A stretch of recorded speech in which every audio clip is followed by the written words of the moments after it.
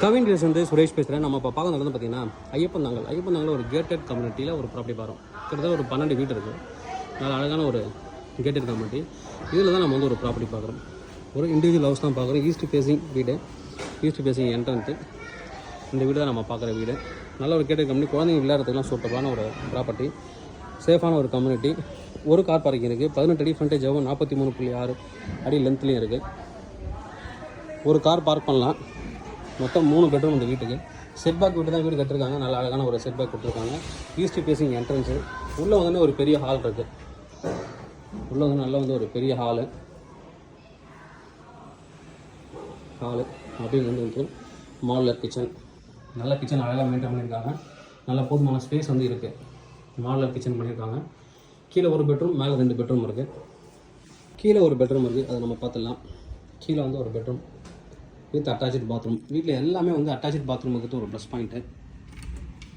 Attach பாத்ரூமோட இருக்குது.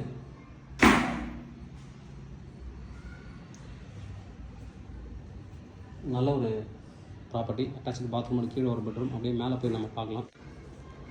நம்ம இப்போ மேலே வந்திருக்கோம். மேலே வந்ததுக்கப்புறம் பார்த்திங்கன்னா இது 2 பெட்ரூம் மேலே இருக்குது.